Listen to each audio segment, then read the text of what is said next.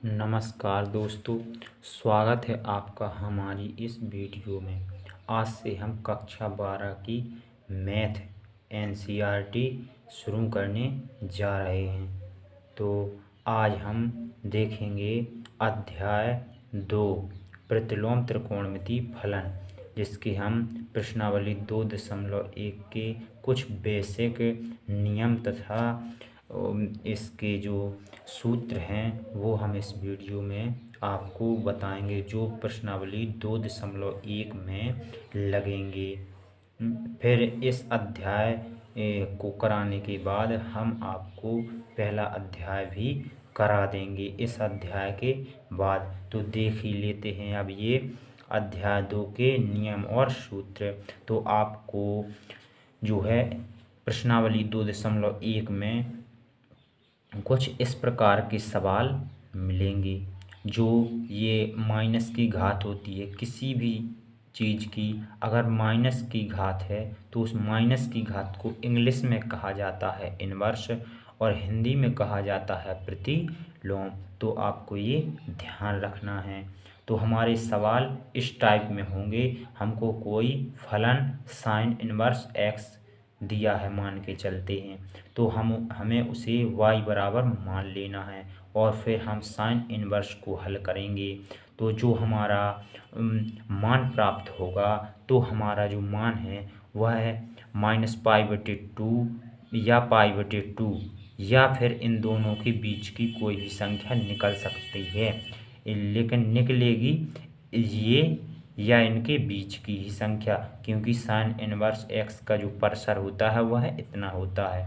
इसी प्रकार से कॉस इनवर्स का कोई अगर फलन है तो हम पहले उसे y बराबर मानेंगे और फिर हम इसे हल करेंगे और इसका जो मान निकलेगा वह इनके बीच में या ये ही होना चाहिए।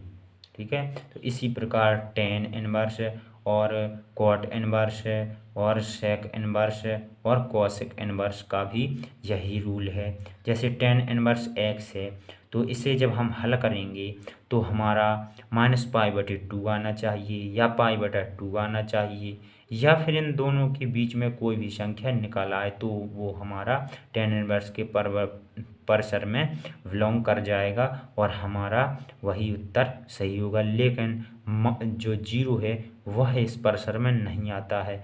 टेन इनवर्स को हल करने पर हमारा जो मान है वह जीरो नहीं आना चाहिए। इसी प्रकार हम कॉट इनवर्स को देख लेते हैं। y बराबर जो हमारा मान निकलेगा कॉट इनवर्स का, तो जो इसका परसर होता है 0 से पाई, तो या तो 0 होना चाहिए मान या पाई, या फिर इन दोनों के बीच का कोई भी मान हो सकता है, लेकिन इसमें π/2 मान नहीं हो सकता है। अर्थात जब हम कॉट इनवर्स को हल करेंगे तो इसमें जो है π/2 मान नहीं निकलना चाहिए इसका।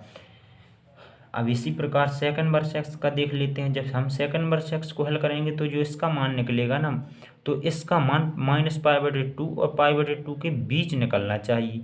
उसमें ये शामिल नहीं होंगे क्योंकि ये कोष्टक महत्वपूर्ण है। इसका जो इस कोष्टक का मतलब होता है, इस बड़े कोष्टक का मतलब होता है कि इसमें ये संख्या शामिल है, लेकिन जो ये छोटा कोष्टक होता है इसमें इसका मतलब होता है कि इसमें जो ये संख्याएं शामिल नहीं है, लेकिन इसके बीच की संख्याएं शामिल हैं। तो इसी प्रकार से हम कोसेक इनवर्स एक्स को जब हम हल करेंगे तो इसका जो परसर है वो 0 से पाई है, लेकिन इसमें 0 पाई शामिल नहीं है। इसके बीच की संख्या मान निकलना चाहिए। जब हम कोसेक इनवर्स एक्स को हल करेंगे तो जो इसका मान निकलेगा वह इनके बीच का मान निकलना चाहिए। तो अब हम इसके सूत्र देख लेते हैं। ये हमारे बेसिक रूल है। आपको इसमें ज़्यादा रूल की ज़रूरत नहीं पड़ेगी, ज़्यादा नियम नहीं लगेंगे, बहुत ही सिंपल प्रश्नावली है, बस आप हमारे साथ बने रहिएगा। तो अब हम आपको इसके कुछ सूत्र बता देते हैं जो इस प्रश्नावली में लगेंगे, बस इसके अलावा और कोई सूत्र नहीं लगेगा। तो हमारे जो सवाल होंगे वह है, अगर सवाल की कंडीशन इस प्रकार से बन रही है कि साइन इनवर्स और -x, तो हम इसे माइनस साइन इनवर्स x के रूप में लिख सकते हैं। इसी प्रकार यदि टेन इनवर्स और -x इस प्रकार की कंडीशन सवाल में बन रही है तो भी हम -10 इनवर्स x लिखेंगे। और यदि कोसेक इनवर्स x और -x इस प्रकार की कंडीशन बन रही है तो हम इसी प्रकार से लिखेंगे -कोसेक इनवर्स x। लेकिन यदि कॉस इनवर्स माइनस एक्स है तो उसे हम लिखेंगे pi minus cosec inverse x. बस इसमें हमको पाई जोड़ देना है और जो ये माइनस है इसे निकाल के और कॉस इनवर्स एक्स लिख देना है। ये इसका सिंपल रूल है याद करने का। तो अब जो इसी प्रकार से sec inverse X minus X यदि है तो हम इसे लिखेंगे pi minus sec inverse X. और इसी प्रकार से कॉट इनवर्स का भी होता है, कॉट इनवर्स और माइनस एक्स है तो बराबर हम लिख सकते हैं pi minus cot inverse X. तो ये थे प्रश्नावली 2.1 के कुछ महत्वपूर्ण नियम तथा सूत्र।